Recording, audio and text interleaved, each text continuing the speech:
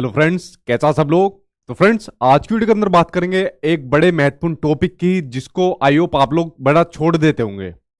आज की वीडियो के अंदर मैं आपको बात करूंगा, आपके सीटेट के एग्जाम में पूछी जाती है बेसिक ग्रामर की। जी हां, आप लोगों ने ध्यान से सुना होगा, मैंने वर्ड यूज किया बेसिक ग्रामर।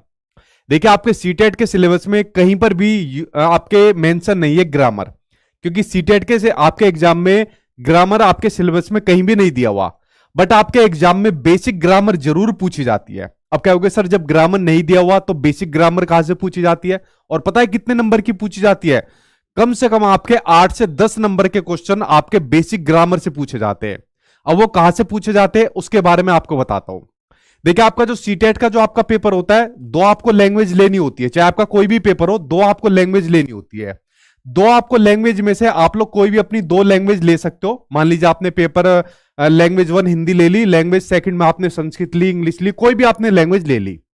अब उसके अंदर क्या होता है, 15 नंबर में आपका आ जाता है, दो आपके पैराग्राफ आ जाते हैं, यानी गद्यांश काव्यांश आ जाते हैं, या दो पैराग्राफ आ जाते हैं। सेम उसी तरीके से 15 नंबर में आपके यहां पर दो आपके पैराग्राफ आ जाते हैं, और बाकी में 15 नंबर में आपकी पेडागोजी का आपका सेक्शन आ जाता है। यानी 15-15 नंबर के आपके 30 नंबर के 4 पैराग्राफ आपको देखने को मिल जाते हैं। अब ये 30 नंबर में लगभग आपका 8 नंबर का आपका एक गद आ जाता है, यानी एक पैराग्राफ आ जाता है, और लगभग 7 नंबर का एक आपका देखने को मिल जाता है। और कुछ सेम उसी तरीके का आपको दूसरी लैंग्वेज में आपको देखने को मिल जाता है।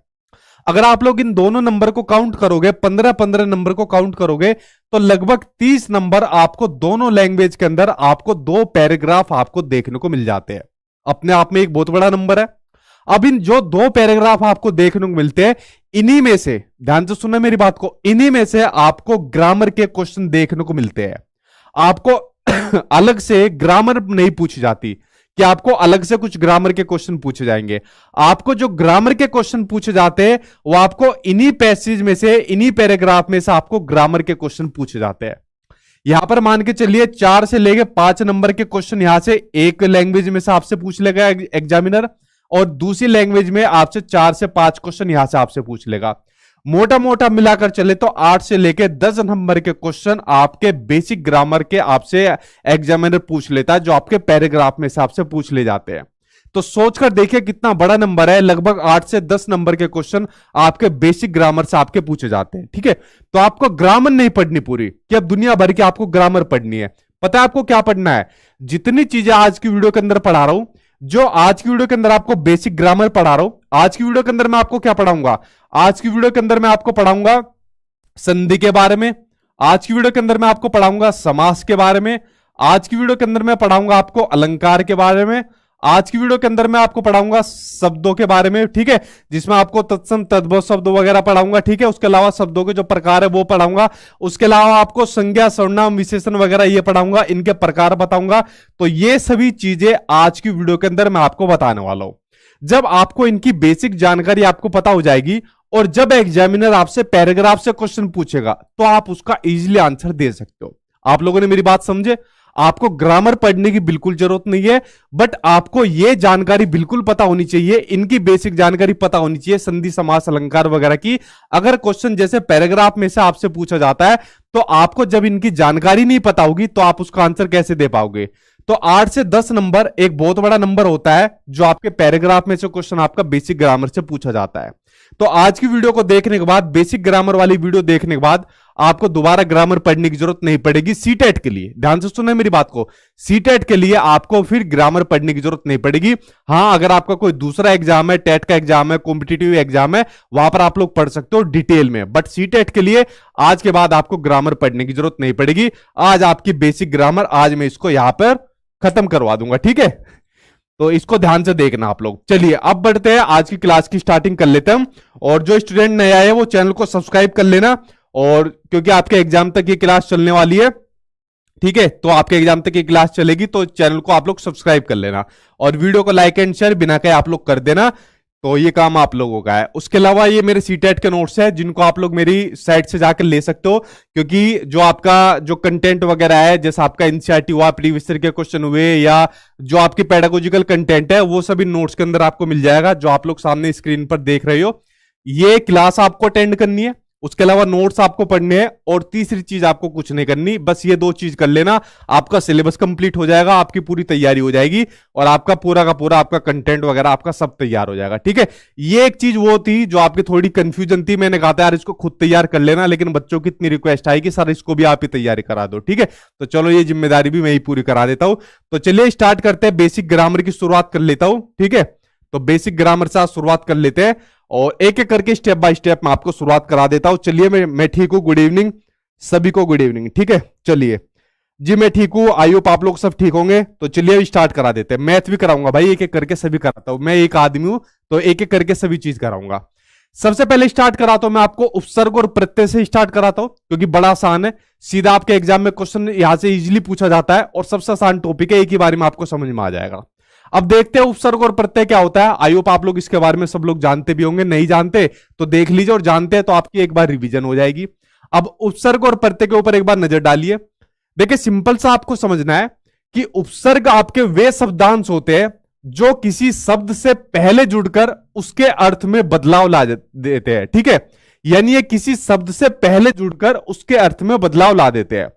अब मान लीजिए फॉर एग्जाम्पल मैंने कोई शब्द लिख दिया, मैंने लिख दिया जय। जय का मतलब क्या होता है? विक्ट्री। ठीक है, जीत, ये जय का मतलब होता है। उससे पहले मान लीजिए मैंने कोई शब्दांश लिख दिया, परा लिख दिया, ये मैंने लिख दिया, क्या लिख दिया? परा लिख दिया। ठीक है, ये उससे पहले जोड़ दिया मैंने, अब क्या हो गया? परा प्लस जय, क्या हो गया? परा प्लस जय, अब क्या हो जाएगा? पराजय, क्या हो जाएगा? पराजय। अब देखो बिल्कुल ही अपोजिट मीनिंग हो गया। यहां पर क्या मतलब था? जय, विक्ट्री, यानी जीत गए हम लोग, और यहां पर जैसे ही मैंने परा जोड़ा, परा उपसर्ग जोड़ दिया, शब्दांश जोड़ा, तो जोड़ने के बाद क्या मीनिंग निकल कर आ गया? पराजय, यानी कि डिफीट, हार गए। तो जीत किस में बदल गई? विक्ट उसमें बदल गई, लूज में बदल गई, यानी पराजित हो गए। ठीक है, तो ये क्या हो गया आपका? यही आपके उपसर्ग होते हैं। अगर किसी शब्द के शुरुआत में जुड़कर, शब्द से किसी शब्द के पहले में जुड़कर उसका अर्थ बदल दे, तो देखिए बिल्कुल अर्थ ही बदल दिया, जय का पराजय कर दिया, तो यही क्या होते हैं? ये आपके उपसर्ग होते हैं। ठीक है, ये कुछ उपसर्ग के टाइप है जो आपके एग्जाम में पूछे जाते हैं। अब एग्जामिनर क्या काम करेगा? एग्जामिनर जो आपका पैराग्राफ होगा, पैराग्राफ में से किसी शब्द को उठा लेगा और पूछेगा कि इसमें कौन सा उपसर्ग है, आपसे उपसर्ग पूछ लेगा, तो आपको बताना पड़ेगा कि इसमें फलाना उपसर्ग है, इस तरीके से आपसे पूछ लेगा। अब जैसे यहां पर दिया हुआ है अति, ठीक, अगर मैंने कोई शब्द लिख दिया, अगर मैंने लिखा हुआ है रिक्त, यहां पर लिखा हुआ है रिक्त, रिक्त का मतलब क्या होता है? खालिस्तान। अगर रिक्त से पहले मैंने जोड़ दिया अति, तो क्या हो जाएगा? अतिरिक्त, क्या हो जाएगा? अतिरिक्त हो जाएगा। ठीक है, यानी अन्य, ये है अधि। अगर मैंने जोड़ दिया, ये मैंने एक शब्द लिया नायक, नायक का मतलब आप सभी को पता है हीरो होता है। अगर नायक से पहले मैंने जोड़ दिया अधिक, तो क्या हो जाएगा? अधिनायक, यानी कि मुखिया हो जाएगा। तो शब्द बिल्कुल बदल गया। तो शुरुआत में देखे जोड़ने पर वो शब्द बिल्कुल ही यहां पर चेंज हो रहा है।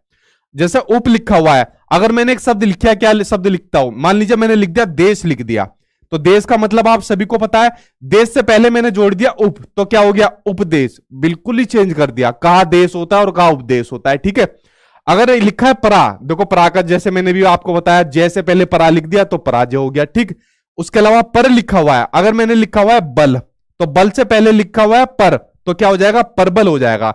ऐसी लिखा हुआ है प्रति, तो प्रति, एक से पहले प्रति लिखा हुआ है, तो क्या हो जाएगा? प्रति एक लिखा हुआ है। तो आप लोग समझ गए उपसर्ग के बारे में। उपसर्ग वे शब्दांश होते हैं जो किसी शब्द के शुरू में जुड़कर उसके अर्थ को बदल देते हैं, उनको कहा जाता है, आपका उपसर्ग कहा जाता है।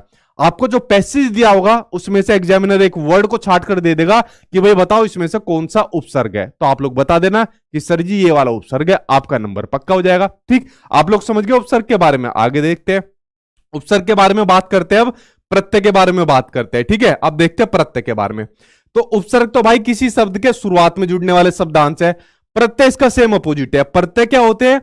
प्रत्यय ऐसे शब्दांश है जो किसी भी सार्थक मूल शब्द के अंत में जुड़कर, ठीक है, वो शुरू में जुड़कर, ये उसके अंत में जुड़कर उसका अर्थ या भाव बदल देते हैं। ठीक है, ये उसका सेम अपोजिट है। जैसे अगर सफल में ता जोड़ दिया तो क्या हो जाएगा? सफलता, यहां पर ता प्रत्यय। अच्छा में ई जोड़ दिया तो क्या हो जाएगा? अच्छा ही हो जाएगा। जैसा कुछ प्रत्यय के आपके एग्जाम्पल यहां पर दिए हुए, जैसे अगर मैं समाज में इक जोड़ दिया तो क्या हो जाएगा? समाज में इक जोड़ दिया तो क्या हो जाएगा? सामाजिक हो जाएगा। ठीक है, अगर मैंने जोड़ दिया इत है ना, अगर मैंने जोड़ दिया सुगंध, अगर सुगंध में इत जोड़ दिया तो क्या हो जाएगा? सुगंधित हो जाएगा।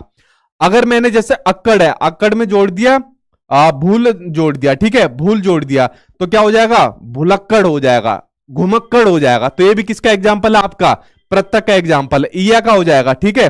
तो ईया क्या क्या हो जाएगा? ईया का एग्जाम्पल बताओ। ईया का सबसे बढ़िया एग्जाम्पल आप लोगों पर सूट करेगा। ईया में क्या जोड़ा जाए, मतलब ईया प्रत्यय से पहले कौन सा मूल शब्द जोड़ा जाए जो इसका अर्थ बदल जाएगा? इसका बताओ आप लोग, सबसे बढ़िया कमेंट बॉक्स में। इसका मजा आएगा ढूंढने में, आप लोगों से रिलेट करेगा इसका, ठीक है। तो ये शब्द आप लोग समझ गए, ये प्रत्यय होते हैं जो किसी शब्द के एंड में जुड़कर उसका क्या करते हैं, उसका अर्थ बदल देते हैं, ठीक है। आप लोग समझ गए इसके बारे में। उपसर्ग वे शब्दांत जो किसी शब्द के शुरू में जुड़कर उसका अर्थ बदल देते हैं, और प्रत्यय जो होते हैं किसी शब्द के अंत में जुड़कर उसके अर्थ को बदल देते हैं, ठीक है। उपसर्ग और प्रत्यय के बारे में आप लोग समझ गए होंगे। इन दोनों के बारे में मैंने आपको बता दिया, कुछ इंपोर्टेंट थे, इनके अलावा भी बहुत होते हैं, लेकिन आपको इनके बारे में जानना बहुत जरूरी था, ठीक है। यहां पर आपका कंप्लीट हो गया। अब बढ़ते हैं, इसका आगे बढ़ते हैं। चलिए अब बढ़ते हैं। आपके कुछ ऐसे शब्द भी होते हैं, ठीक है, कुछ ऐसे शब्द होते हैं जो जिसके अंदर आपके उपसर्ग और प्रत्यय आपके दोनों देखने को मिलते हैं। वो कौन से शब्द होते हैं? जैसे अपमानित। कौन से शब्द होते हैं जैसे अपमानित? इसका मुझे जल्दी बताओ, इसके एक दो शब्द बताओ ईया के, कि ईया के अंदर कौन से शब्द जोड़ा जाए जो मतलब एक जो इसका अर्थ को पूरा बदल देते हैं। जैसे अपमानित। अब देखो अपमानित के अंदर मूल शब्द क्या मिलेगा, ठीक है, मूल शब्द इसके अंदर क्या मिलेगा? जैसे मूल शब्द है इसके अंदर मान। मूल शब्द क्या है? मान। मान में उपसर्ग क्या है? अप, ठीक है। उपसर्ग क्या है? अप। अप है आपका उपसर्ग। मूल शब्द है मान, और इसमें प्रत्यय क्या हो जाएगा? इत। क्या हो जाएगा? अप जमा मान जमा इत। तो ये आपका क्या हो जाएगा? इसमें उपसर्ग भी है और आपका प्रत्यय भी है। एक शब्द और ले लो, अगर मैंने लिख दिया अधार्मिक, अगर मैंने आपके सामने लिख दिया अधार्मिक लिख दिया, अब बताओ इसमें उपसर्ग क्या है और इसमें प्रत्यय क्या है? ये भी तो एक ऐसा शब्द है जिसमें उपसर्ग और प्रत्यय दोनों है।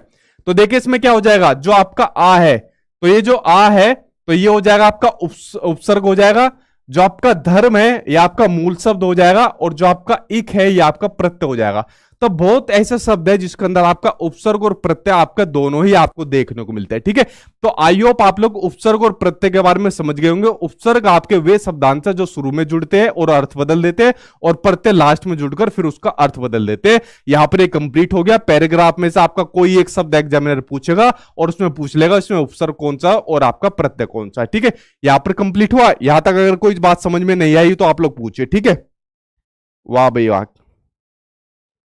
कितना बढ़िया बताया, ठीक। चलो इसके लिए तो एक ही बनता है, ठीक है। इस आंसर के लिए एक ही बनता है आपका घट जमा इया, ठीक है। इसके लिए एक ही बनता है आपका घट जमा इया, घटिया, ठीक।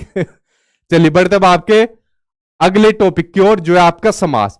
अब पढ़ते जा समास के बारे में पढ़ते हैं थोड़ा सा डिटेल में, ठीक है। सही से आंसर दिया करो वरना इसी तरीके के एग्जाम्पल आपको मिलेंगे, थोड़े सही आंसर दो। अब पढ़ते समास के बारे में। अब समास के बारे में पढ़ना जरूरी है वरना आप लोग बता नहीं पाओगे कि कौन सा समास है, ठीक। अब देखिए समास क्या होते हैं, ठीक। समास होते हैं जब दो या दो से अधिक शब्दों के मेल से जो नया शब्द बनता है, तो इस प्रक्रिया को क्या कहा जाता है? समास कहा जाता है। जैसे अगर गंगा प्लस जल बना दूं मैं, अगर गंगा प्लस जल बना दूं तो क्या बन जाएगा? गंगा जल बन जाएगा, यानी कि गंगा का जल बन जाएगा। अगर मान लीजिए मैंने लिख दिया राजा जमा पुत्र, अगर मैंने लिख दिया राजा जमा पुत्र, ठीक है, तो ये क्या बन जाएगा? राजपुत्र। क्या बन जाएगा? राजपुत्र, यानी कि राजा, राजा का पुत्र, ठीक है। या राज जमा पुत्र भी मैं लिख देता हूं, दोनों में से कुछ भी लिख दो, ठीक है। तो जब दो शब्द मिलकर, इन दो शब्दों के मिलने से कोई नया शब्द बनता है, तो ये क्या कहा जाता है? समास इसको कहा जाता है। आई होप आप लोग समझ गए होंगे। आपके पेपर में नहीं आएगा बिल्कुल भी कि समास किसको कहा जाता है, ऐसा क्वेश्चन आएगा ही नहीं आपके एग्जाम में, ठीक है। आपके एग्जाम में तो सिंपल आपको कोई एक ऑप्शन दिया जाएगा कि पूछा जाएगा भाई इनमें से कौन सा समास है, ठीक है, क्योंकि सीटेट के पैटर्न आपको पैराग्राफ में से दिया जाएगा, ठीक।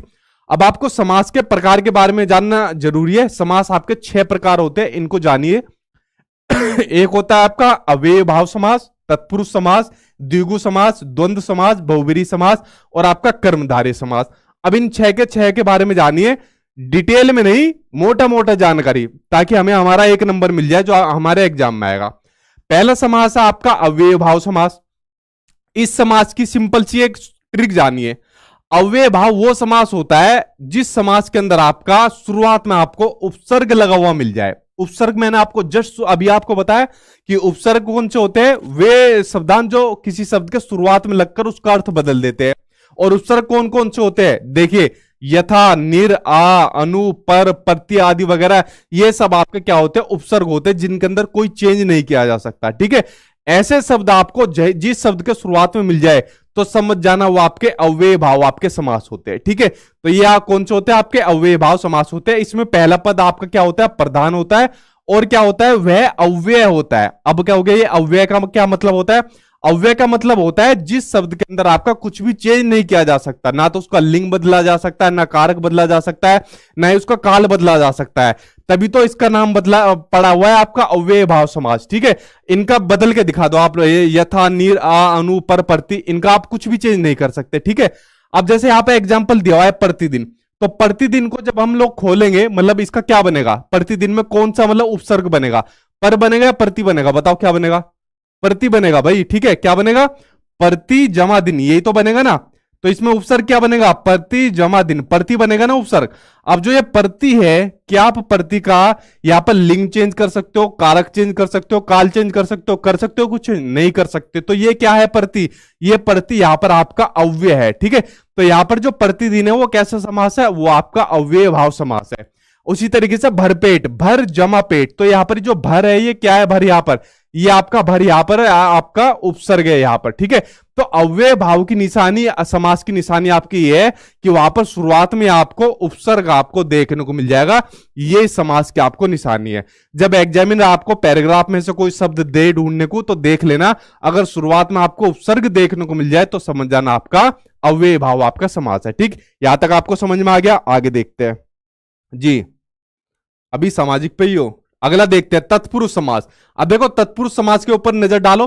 तत्पुरुष समास के अंदर सीधा आपको एक बात ध्यान रखनी है कि इसमें आपको कारक चिन्हों का लोप होता है। कारक चिन्ह आपने पढ़े, कर्ता ने कर्म को कर्ण से संप्रदान के लिए, बस वही आपको चीज यहां पर ध्यान रखनी है। ठीक है, तो इसमें कारक चिन्हों का लोप होता है आपका जो तत्पुरुष आपके जो समास होते हैं। ठीक है, और तत्पुरुष समास के प्रकार कितने होते हैं, आपके 6 प्रकार होते हैं। यहां पर कर्ता को छोड़ देना, उसके बाद सारे आपको यहां पर देखने को मिलेंगे। जैसे कहते हैं ना, कर्ता ने, कर्ता को छोड़ दो, कर्म को कर्ण से संप्रदान के लिए, अपदान से, यहां पर से अलग होने वाला भाव है यहां पर, ठीक है, जो पृथक होने का भाव है, ठीक है, वो वाला से है यहां पर, संबंध काके की और अधिकरण में पर। तो ये जो तत्पुरुष के प्रकार है, 6 प्रकार है, इनको आपको ध्यान रखना है। अब देखो आपके एग्जाम में क्वेश्चन कैसा आएगा, पैराग्राफ आपको दे दिया, अब पैराग्राफ जिस भी टॉपिक के ऊपर है तो वहां पर कोई भी एक ऑप्शन ले लेगा। ठीक है, वहां पर एक वर्ड ले लेगा, और वहां पर वर्ड ले लिया, मान लीजिए गगनचुंबी, और पूछेगा कि गगनचुंबी के अंदर कौन सा समास है। अब गगनचुंबी का मतलब क्या होता है, गगन को चूमने वाला। गगनचुंबी का मतलब क्या होता है, गगन को चूमने वाला। तो गगन को चूमने वाला, तो कौन सा समास हो जाएगा, कर्म तत्पुरुष समास हो जाएगा। कौन सा समास हो जाएगा, कर्म तत्पुरुष समास।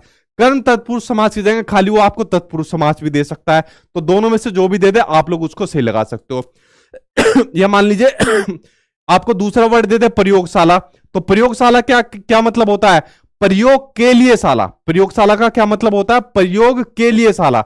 तो प्रयोग के लिए शाला दे दी, तो क्या मतलब हो जाएगा इसका, संप्रदान तत्पुरुष समास हो जाएगा। कौन सा, संप्रदान तत्पुरुष समास। तो यहां पर आंसर क्या हो जाएगा, संप्रदान तत्पुरुष समास।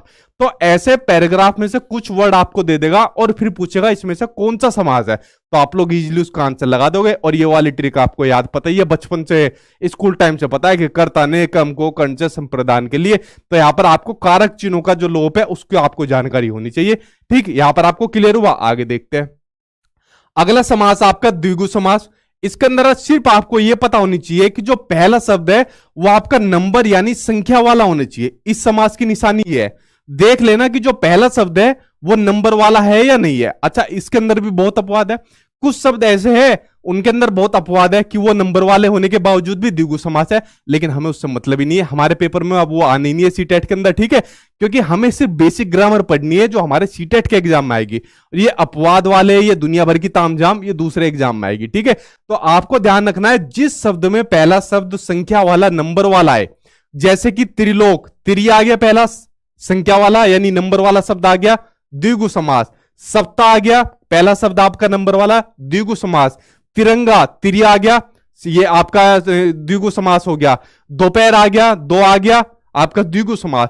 तो जिस शब्द में पहला शब्द आपका नंबर वाला आ गया वो आपका द्विगु समास हो जाएगा। इस ट्रिक को याद कर लेना, आपका ये इजीली आ जाएगा द्विगु समास। ठीक है, इस तरीके से आज सारी चीजें मैं आपको ट्रिक से और शॉर्ट तरीके से बताऊंगा। दुनिया भर की चीज याद करने की आपको जरूरत नहीं है, क्योंकि आपका टाइम सेव करा रहा हूं मैं यहाँ पे, ठीक है। अगला बात करते हैं द्विंद समास की। द्विंद समास में आपको क्या काम करना है, इस समास की सीधी सी निशानी है, आपको योजक चिन्ह पता होनी चाहिए, ये वाला जो आपको योजक चिन्ह लगा होता है। जैसे सुख और दुख, ये आपका योजक चिन्ह लगा है, आगे और पीछे ये योजक चिन्ह लगा है। जैसे माता और पिता, ये लगा हुआ है ना, माता और पिता। तो ये जिस भी शब्दों के बीच में योजक चिन्ह देखने को मिल जाए तो समझ जाना आपका वो द्विंद समास है। अब इनके बारे में दुनिया भर की डिटेल, कौन सा प्रधान होता है, कौन सा फलाना होता है, हमें कोई मतलब नहीं भाई, ठीक है ना। हमारे एग्जाम में ये चीज आनी है ना, हमें मतलब इस चीज का कुछ करना है। हमें तो पैराग्राफ दिया होगा, उसके अकॉर्डिंग हमें उसका आंसर देना है, ठीक है। तो योजक चिन्ह से आपको इसको पता करना है, आपका काम हो जाएगा, ठीक। तो ये हमें मतलब बेसिक ग्रामर इस तरीके से करनी है, क्योंकि हमारे सीटेट का जो पैटर्न है, जो सिलेबस है, वो बिल्कुल अलग है। डिटेल में ग्रामर नहीं आनी, इस तरीके की ग्रामर आनी है जो मैं आपको बता रहा हूं, ठीक। आगे बात करते हैं बहुब्रीहि समास की। बहुब्रीहि समास की सिंपल सी निशानी याद कर लेना, जहां पर भी आपको वर्ड ऐसा मिल जाए जो किसी देवी देवता को इंडिकेट करता हो, किसको इंडिकेट करता हो, किसी देवी देवता को इंडिकेट करता हो, या एक ऐसा शब्द जो किसी को मतलब किसी खास उपाधि के लिए इंडिकेट करता हो। जैसे पीतांबर, पित है अंबर जिसका, यानी पीले वस्त्रों को धारण करने वाला, जैसे कृष्ण जी हो गए। महावीर, मान है जो वीर, किसके लिए कहा जाता है, हनुमान जी के लिए कहा जाता है। तो देवी देवताओं के लिए कोई ऐसा शब्द आ गया और पूछ लिया भाई ये कौन सा समास है, तो आपका बहुव्रीहि समास है। अब क्वेश्चन ये नहीं आएगा कि जिसमें दोनों पद प्रधान हो या जिसमें प्रयुक्त शब्द प्रधान हो, वो ऐसा कौन सा समास है। ऐसा क्वेश्चन बिल्कुल भी आपके सीटेट के एग्जाम में नहीं आएगा। पैराग्राफ में से आपकी चीज पूछेगा और उसके अकॉर्डिंग आपको अपना आंसर लगा देना। आई होप आप लोग मेरी बात समझ रहे होंगे कि आपके एग्जाम में कैसा क्वेश्चन आना है, ठीक है। ये बात हो गई आपकी। और अभी लास्ट बचा आपका कर्मधारय समास। कर्मधारय समास की सिंपल से आपकी निशानी है, जो भी आपको वर्ड दे एग्जामिनर, मान लीजिए एग्जामिनर ने वर्ड दे दिया आपको कमल नयन, ठीक है, क्या वर्ड दे दिया, कमल नयन। तो कर्मधारय समास की निशानी आपकी, जब भी उस वर्ड को आप खोलोगे, ठीक है, जब भी उस वर्ड को ओपन करोगे, तो खोलने के बाद, ओपन करने के बाद के समान निकल कर आना चाहिए या है जो निकल कर आना चाहिए। अब वो कैसे निकलेगा, देखिए, वर्ड दे दिया आपको कमल नयन, दे दिया कमल के समान नयन, ठीक है, किसके, कमल के समान नयन वाला। तो कमल के समान नयन वाला निकल कर आ गया, तो क्या होगा, आपका कर्मधारय समास हो गया। नीलकंठ, नीला है जो कंठ, ठीक है, नीला है जो कंठ, तो है जो आ गया, तो आपका कर्मधारय समास हो गया। जिन वर्ड को खोलने के बाद अगर के समान या है जो निकल कर आ रहा है, तो आपका कर्मधारय समास आपको देखने को मिल जाएंगे। तो इस समास की कुछ ट्रिक थी, जो छोटी छोटी बातें थी जो मैंने आपको बताई, इनके बारे में अब कौन सा पद प्रधान है, कौन सा फलाना है, कौन सा ठिकाना है, ये चीज कुछ नहीं करनी। इतनी जानकारी आप लोग जान लीजिए, क्वेश्चन आया तड़ाक से उसका आंसर लगा देना, आपका काम खत्म हो जाएगा, ठीक। यहां तक आप लोग जान गए समास के बारे में। इसी तरीके से मैं आपको अलंकार पढ़ाऊंगा, भी आगे आएगा, अलंकार संधि पढ़ाऊंगा, सारी चीजें कवर कराऊंगा। अब बात करते हैं नाउन के बारे में, ठीक है, नाउन के बारे में, संज्ञा के बारे में, सर्वनाम के बारे में, विशेषण के बारे में, और उसके बाद फिर धीरे धीरे करके आगे बढ़ते जाएंगे। अगर कोई चीज यहां तक दिक्कत आई हो तो आप लोग बताइए कि यहां तक आपको कुछ समझ में नहीं आया तो, ठीक है जी, हाँ ठीक है। चलिए बात करते हैं आगे। नहीं, ये ग्रामर है बेसिक ग्रामर है ये, ठीक है। हालांकि मैंने आपसे खुद कहा था कि ये कर लेना है घर जाके, लेकिन ये काम मुझे कराना पड़ रहा है, ठीक है। इतने कामचोर हो गए और सारे के सारे, मैंने आपसे एक प्रॉमिस कर दिया था कि सारा काम मैं कराऊंगा, तो इस बात को सारा सीरियस ले गए आप लोग, ठीक है। वरना काम मैंने आपसे प्रॉमिस कहा था कि इसको घर कर लेना। चलो भाई, अब प्रॉमिस कर दिया तो निभाना पड़ेगा आपके एग्जाम तक, ठीक। अब बात करो नाउन की। अब नाउन के बारे में आप लोग जानते हो कि नाउन क्या होता है। अब क्या कहोगे, किसी भी वस्तु जाति के नाम को क्या कहते हैं, नाउन कहते हैं ठीक है, ये डेफिनेशन सबको पता है, ठीक। सिंपल सा जानिए, किसी भी चीज के नाम को नाउन कहते हैं। चाहे मेरा नाम हो, चाहे ये घड़ी हो, चाहे ये पेन हो, XYZ कुछ भी जो होता है वो नाम नाउन होता है। अब ये तो क्वेश्चन एग्जाम में नहीं आएगा। बेसिकली जो पैराग्राफ आता है, पैराग्राफ में नाउन के टाइप्स जो होते हैं वहां से क्वेश्चन पूछ ले जाता है। तो नाउन के जो टाइप्स होते हैं उनके बारे में जान लीजिए। अब जो नाउन के टाइप्स होते हैं, प्रकार होते हैं, अर्थ की दृष्टि से 5 प्रकार की नाउन होती है, 5 प्रकार की संज्ञा होती है। पहली होती है आपकी व्यक्तिवाचक संज्ञा यानी प्रॉपर नाउन, जो किसी व्यक्ति, वस्तु या स्थान का बोध कराए, वो होती है आपकी व्यक्तिवाचक संज्ञा यानी प्रॉपर नाउन। जैसे कि इसका नाम हो गया सचिन हो गया, जगह का नाम हो गया दिल्ली हो गया, या फिर आपकी XYZ किसी वस्तु का, प्लेस का नाम हो गया, ठीक है। दूसरी होती है आपकी जातिवाचक संज्ञा। दूसरी कौन सी होती है आपकी, जातिवाचक संज्ञा यानी कि कॉमन नाउन, जो एक ही प्रकार की वस्तुओं का बोध कराए, एक ही प्रकार की जाति का बोध कराए। जैसे नदी, तो नदी का मतलब आने पर क्या हो गया, ये सभी नदियों का बोध करा रही है, ठीक है। वहां पर गंगा वर्ड आने पर वो सिर्फ एक नदी का बोध करा रही है, लेकिन यहां नदी का नाम आने पर ये खाली सभी नदियों का बोध करा रही है। लड़की का नाम आने पर सभी लड़कियों का बोध करा रही है, पर्वत का नाम आने पर सभी पर्वतों का बोध यहां पर करा रही है, एक जाति का बोध करा रही है, ठीक। द्रव्यवाचक संज्ञा मेटेरियल नाउन, जिस संज्ञा शब्द से उस पदार्थ का बोध होता है जिसको कोई वस्तु बनती है, वो वस्तु कोई भी हो सकती है, ठीक है, लिक्विड में हो सकती है, ठोस में हो सकती है, कैसी भी हो सकती है, चाहे लोहा हो, सोना हो, चांदी हो, धुआं हो, ऑक्सीजन हो, पानी हो, कुछ भी हो सकती है, वो आपकी मेटेरियल नाउन हो सकती है। उसके अलावा समूहवाचक, ठीक है, उसके अलावा समूहवाचक संज्ञा यानी कलेक्टिव नाउन, जो संज्ञा शब्द समूह के वाचक को बताए, जैसे परिवार हो गया, टीम हो गया, सेना हो गई, पुलिस हो गई, जो समूह को बताए वो आपकी हो जाएगी कलेक्टिव नाउन यानी कि समूहवाचक संज्ञा।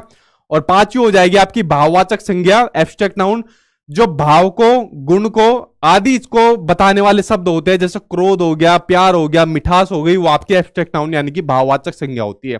इन पांचों के प्रकार को देख लेना, यहां से किसी एक का आपसे एग्जामिनर यहां से पूछ सकता है। संज्ञा खत्म हो गई। अब बात करते हैं सर्वनाम की, बात करते हैं प्रोनाउन की, बात करते हैं। सर्वनाम आप सभी को पता है कि जो संज्ञा की जगह आने वाले जो शब्द होते हैं उनको सर्वनाम कहते हैं, ठीक है। जो संज्ञा की जगह शब्द आते हैं उनको क्या कहते हैं, सर्वनाम कहते हैं। जैसे कि सचिन पढ़ा रहा है, तो सचिन की जगह आ जाएगा कि मैं पढ़ा रहा हूं, तो संज्ञा की जगह वर्ड आ गया, मैं आ गया, ठीक है, सचिन की जगह आ गया मैं पढ़ा रहा हूं, तो क्या हो जाएगा, सर्वनाम हो जाएगा। अब सर्वनाम के भी 6 प्रकार होते हैं, इनके बारे में आप लोग जानिए कि 6 प्रकार कौन कौन से होते हैं, इनके बारे में एक बार नजर डालिए। प्रति जमा दिन, यार अभी इतनी पीछे हो अभी तक, यानी मेरे कमेंट लेट चल रहे हैं, एक सेकंड रुको, रिफ्रेश करता हूं अभी, ठीक है। हाँ अब आ गए, अब नए वाले आ गए। हाँ थैंक यू जी, गॉड ब्लेस यू को दे रहे हो, ठीक है। चलो भाई आगे इसके ऊपर आ जाओ, ठीक है। तो इसके ऊपर आ गए। अब इन 6 प्रकार के बारे में पढ़िए, सर्वनाम के 6 प्रकार। पहला होता है आपका निजवाचक सर्वनाम यानी रिफ्लेक्सिव प्रोनाउन, जो सर्वनाम शब्द कर्ता, इसको ये करता, ठीक है, जो सर्वनाम शब्द कर्ता खुद के लिए यूज करता है वही आपका निजवाचक सर्वनाम है। जैसे जो शब्द होते हैं जो खुद के लिए, स्वयं के लिए, अपने के लिए, जैसे मैं खुद व्याकरण खत्म कर दूंगा आज, ठीक है, तो ये होता है कौन सा आपका निजवाचक सर्वनाम, जिसमें आपके खुद के वर्ड आपके सर्वनाम वाले यूज किए जाते हैं। अब आगे 2 आपके सर्वनाम एक साथ पढ़िए, इनको, इसमें कंफ्यूजन होती है। एक होता है आपका अनिश्चयवाचक सर्वनाम, दूसरा होता है आपका निश्चयवाचक सर्वनाम। सिंपल सा समझिए, अनिश्चयवाचक सर्वनाम में क्या होता है, जिनमें किसी निश्चय वस्तु या व्यक्ति का बोध नहीं होता, ठीक है, जिसमें किसी भी निश्चय वस्तु या व्यक्ति का बोध नहीं होता, वो होता है आपका अनिश्चयवाचक सर्वनाम। और जिसमें किसी निश्चित वस्तु या व्यक्ति का बोध होता है वो होता है आपका कौन सा, निश्चयवाचक सर्वनाम। जैसा अगर मैंने कह दिया कि भिखारी को कुछ दे दो, क्या दे दो भाई, भिखारी को कुछ दे दो, क्या इसमें किसी निश्चित वस्तु का बोध आ रहा है कि भिखारी को क्या दे दो, कुछ दे दो। अब क्या दे दो, बोध नहीं हो रहा है। अगर हमने कहा कि भिखारी को यह दे दो, तो यहां पर क्या हो रहा है कि यहां पर बोध हो रहा है कि भिखारी को यह दे दो, ये चीज दे दो या इतना दे दो, ठीक है। तो ये समझ गया आप, अनिश्चय सर्वनाम और निश्चय सर्वनाम में अंतर, वहां पर बोध नहीं होता है और यहां पर बोध होता है, ठीक। उसके अलावा अगला सर्वनाम है आपका संबंधवाचक सर्वनाम। तो संबंधवाचक सर्वनाम में क्या होता है, इसमें किसी दूसरे सर्वनाम से संबंध होता है, एक सर्वनाम का दूसरे सर्वनाम से संबंध होता है। कैसे, जैसे जो या सो, जो करेगा सो भरेगा, ठीक है, जो पढ़ेगा वो पास होगा, ठीक, इस तरीके से। प्रश्नवाचक सर्वनाम, इनसे वाक्य में प्रश्न का बोध होता है, कौन क्या कैसे, ठीक है, पढ़ रहे हो, कौन पढ़ेगा, इस तरीके से।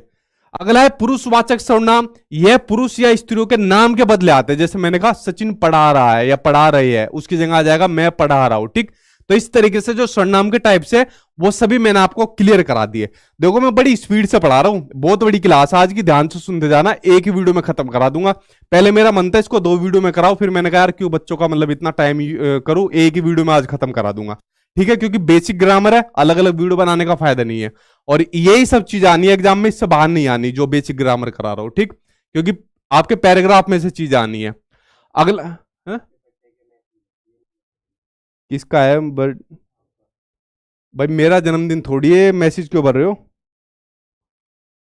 मैसेज रोक दो भाई, मेरा कोई जन्मदिन नहीं है, मेरा जन्मदिन 17 जून को आता है, रोक दो भाई, रोक दो, ठीक है, रोक दो ये सब जन्मदिन, रोक दो भाई रिक्वेस्ट है आप लोगों से, मेरा कोई जन्मदिन नहीं है आज, ठीक है।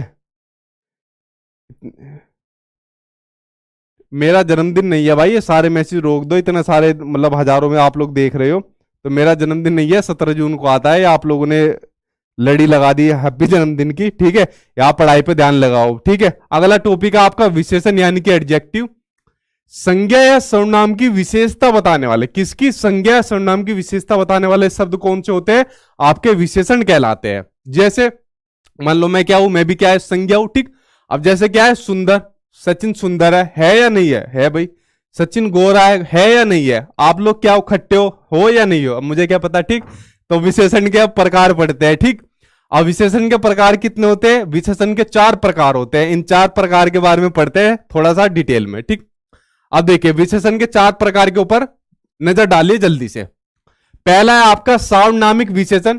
इसमें सर्वनाम जो होता है, जो आपका सर्वनाम होता है, जो मैंने आपको अभी बताया, वो विशेषण की तरह यूज होता है।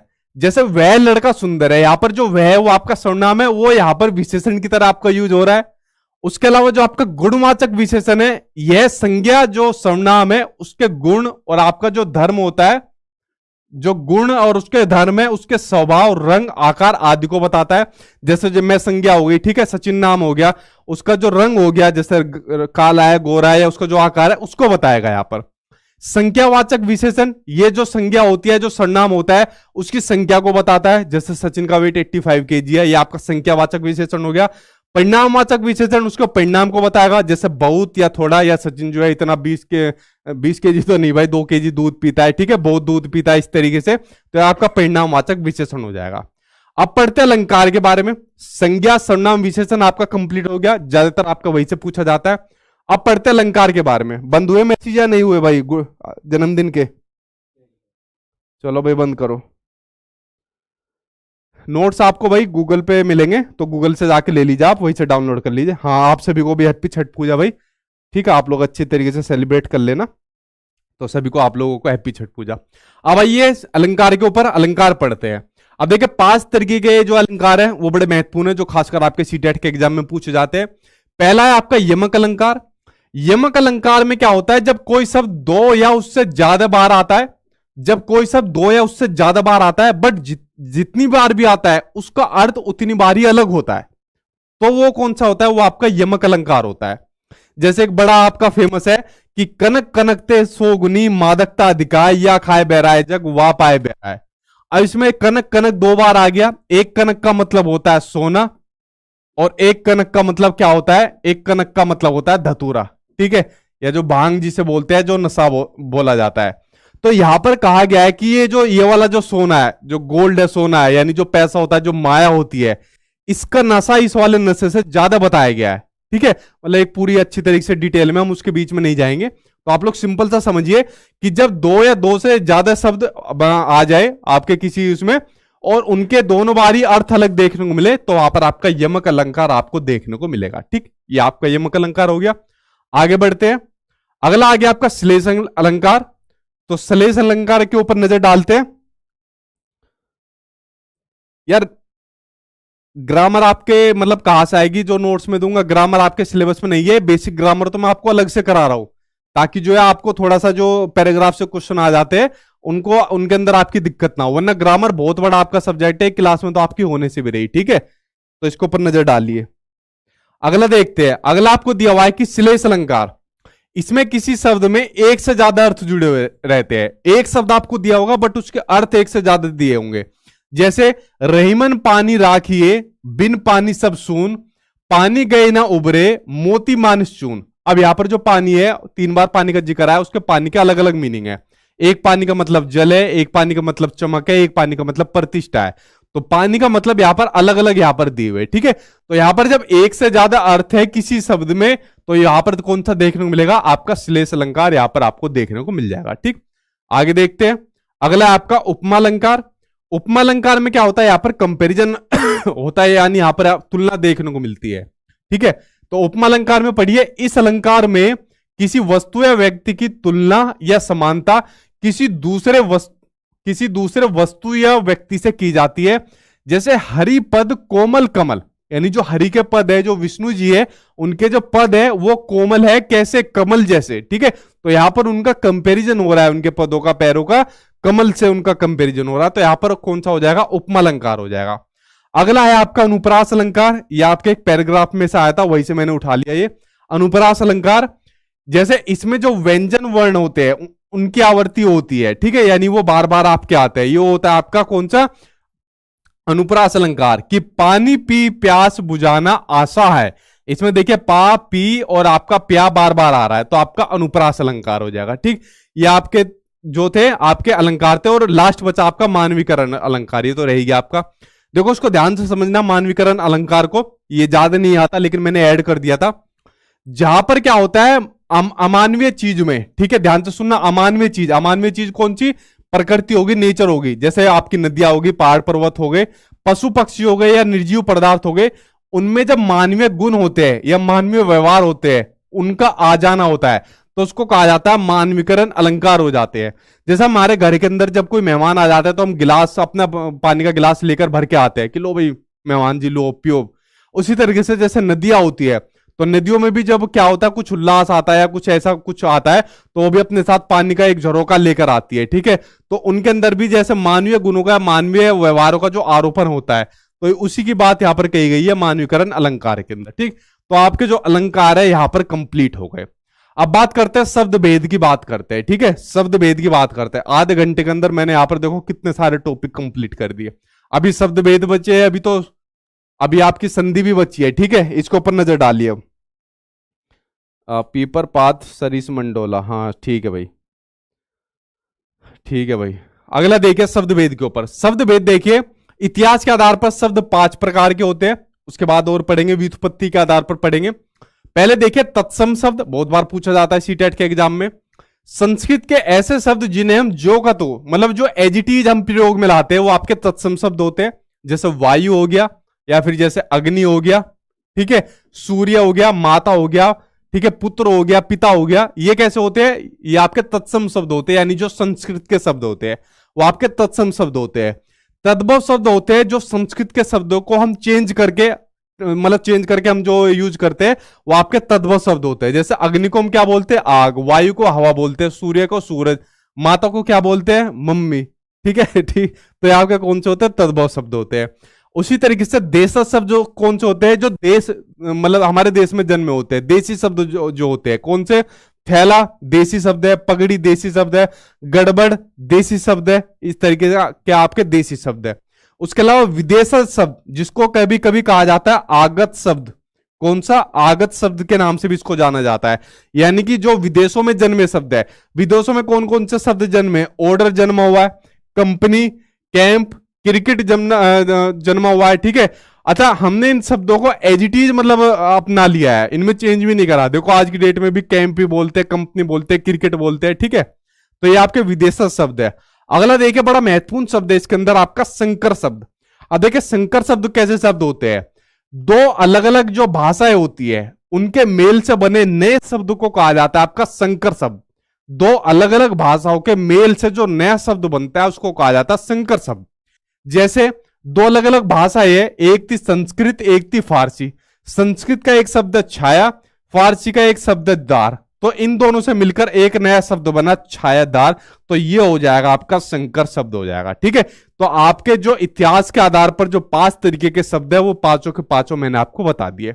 अब हम पढ़ेंगे रचना के आधार पर जो शब्दों के जो 3 प्रकार है, अब हम उनके प्रकार पढ़ेंगे जो 3 प्रकार है। ठीक है, तो अब इन 3 प्रकार के बारे में पढ़िए, जिनके बारे में आई होप आप लोगों ने पढ़ा भी होगा।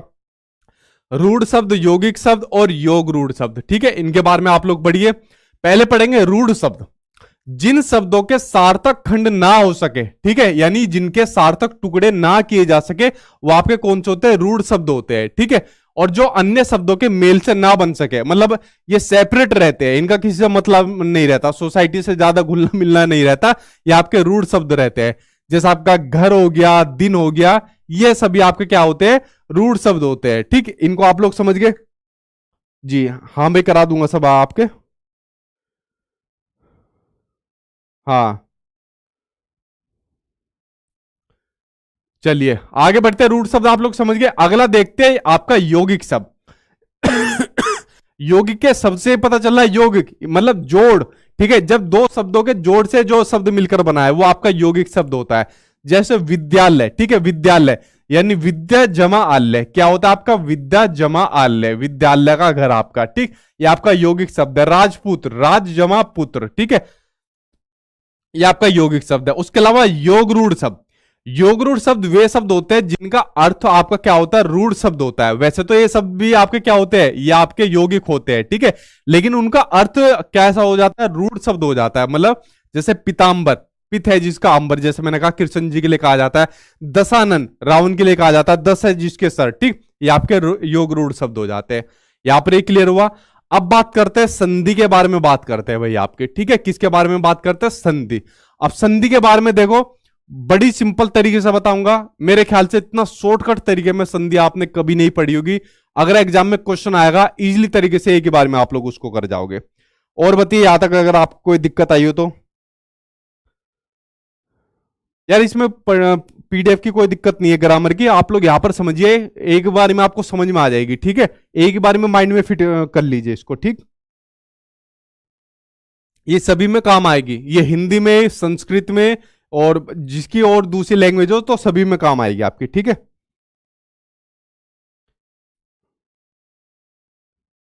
जी,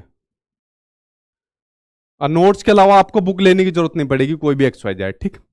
देखिए संधि, देखिए अब संधि आप लोग बताओगे संधि के बारे में कि दो वर्ण या अक्षरों के मेल को क्या कहते हैं, संधि कहते हैं। ये बात सभी को पता है, ये एग्जाम में आएगी तो नहीं ये वाली चीज कि संधि किसको कहते हैं। हमें बेसिकली पढ़ना है संधि के टाइप्स के बारे में, संधि के प्रकार के बारे में, ठीक है। और ये सब चीज आप पढ़ लेना कि यह परिवर्तन वाला मेल ही संधि कहलाता है। बेसिकली पेपर में आना नहीं है, थोड़ा सा मैंने आपकी सहूलियत के लिए लिखा हुआ है। संधि तीन प्रकार की होती है और सबसे ज्यादा पढ़नी है में स्वर संधि, क्योंकि सबसे ज्यादा पेपर में आनी है आपके स्वर संधि। बाकी व्यंजन संधि और विसर्ग संधि आपके पेपर में ज्यादा नहीं आनी। स्वर संधि से सबसे ज्यादा क्वेश्चन आपके एग्जाम में आने, ये आपको सबसे ज्यादा पढ़नी है, ठीक है।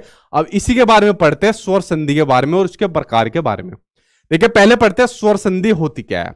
स्वर संधि इसके नाम से पता चल रहा है, जब स्वर के साथ में स्वर का मेल होता है। स्वर आप सभी को पता है, आपके आ ई और आपके ई ओ, ये जो सभी क्या है आपके स्वर है।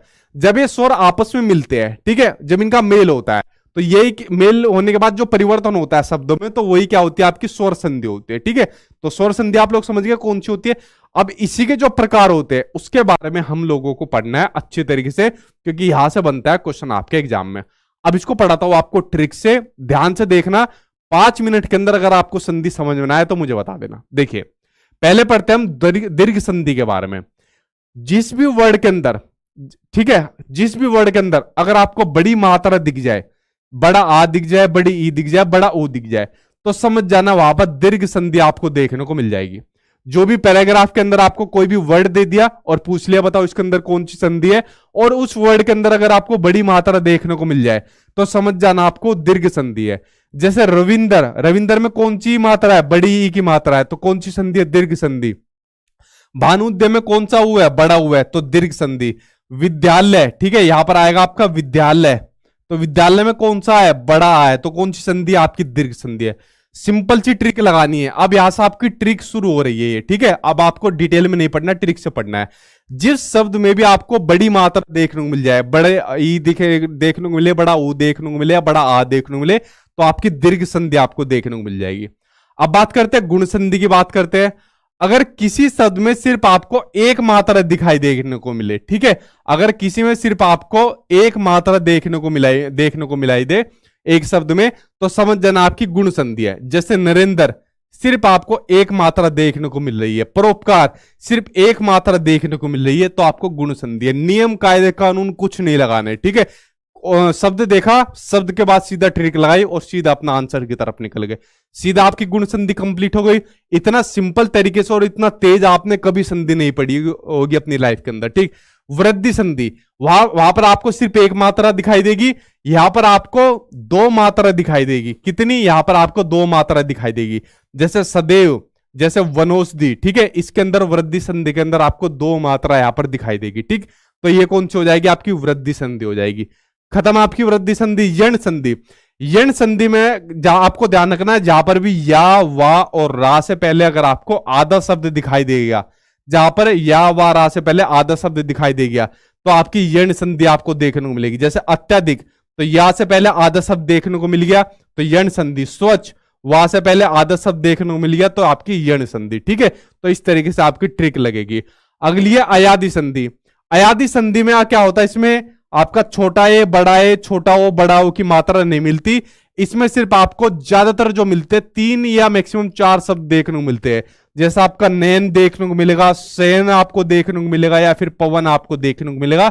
ये वाली मात्रा आपको इसके अंदर देखने को नहीं मिलेगी। ठीक है, नैन, सैन, पवन वगैरह ये सब आपको देखने को मिलती है अयादि संधि की। देखो 4 या 5 मिनट के अंदर मैंने पूरी संधि कंप्लीट कर दी। इतना फास्ट आपने संधि कभी नहीं पढ़ी होगी। ठीक, और ये पूरी की पूरी बेसिक ग्रामर कंप्लीट करा दी मैंने आपको पूरी 45 मिनट में।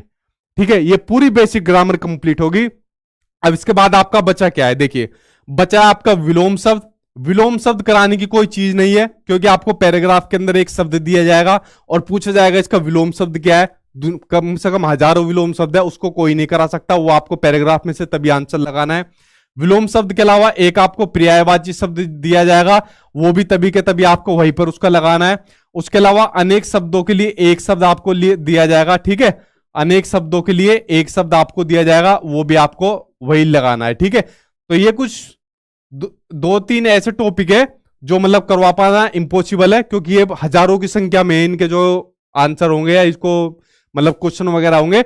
बाकी जो जितनी बेसिक ग्रामर होनी चाहिए थी वो आज की वीडियो में मैंने इसको कंप्लीट करा दिया, और मैंने प्रोमिस भी करा था यार कि मैं इसको कंप्लीट करवा दूंगा, और मैंने अपना प्रोमिस निभाया। आज आपकी जो बेसिक ग्रामर थी वो कंप्लीट हो गई। अब अगर आपका कोई क्वेश्चन हो तो आप लोग मुझसे क्वेश्चन पूछ सकते हो। वीडियो पसंद आई हो तो यार इसको लाइक कर देना और अपने दोस्त यार के पास शेयर कर देना जितना आपका मन हो सके।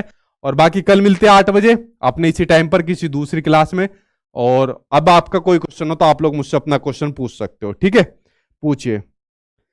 बिना लाइक के कोई नहीं जाएगा, समझे। रिजवान परवीन, थैंक यू भाई रिजवान भाई। देखो यार अपने आप कर दिया करो ये लाइक वगैरह, क्योंकि मैं कभी कहता नहीं हूं, तो आप लोग अपने आप कर दिया करो। क्योंकि देखो मैंने कहा हुआ है कि ज्यादातर काम मैं सब आप लोगों के लिए करा रहा हूं, बस आपका काम पढ़ने का है। तो ग्रामर पूरी पढ़ने की जरूरत नहीं है, क्योंकि पूरी आपके एग्जाम में नहीं आनी।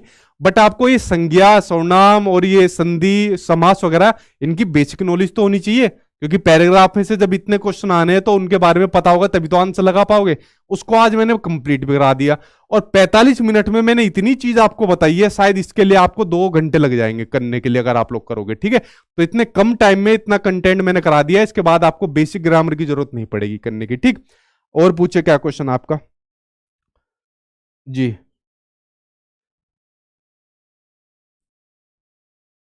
सर मैंने आपसे सीटेट नोट्स लिए, उसमें PYQ प्रीवियस ईयर क्वेश्चन किस PDF में है। यार जितने भी सब्जेक्ट है उसके नीचे जितने क्वेश्चन आंसर है वो सारे के सारे प्रीवियस ईयर क्वेश्चन है। हर सब्जेक्ट के प्रीवियस ईयर क्वेश्चन नीचे सभी आपको दिए हुए। ठीक है, तो हर सब्जेक्ट के प्रीवियस क्वेश्चन अलग अलग सब्जेक्ट के सभी नीचे दिए हुए। ठीक है, ये नहीं है कि अलग से प्रीवियस ईयर के क्वेश्चन की PDF है। हर सब्जेक्ट का शुरू में कंटेंट है और फिर नीचे उसके सारे प्रीवियस ईयर के क्वेश्चन है, जितने भी मतलब आज तक एग्जाम में पूछे गए हैं। ठीक, और पूछिए।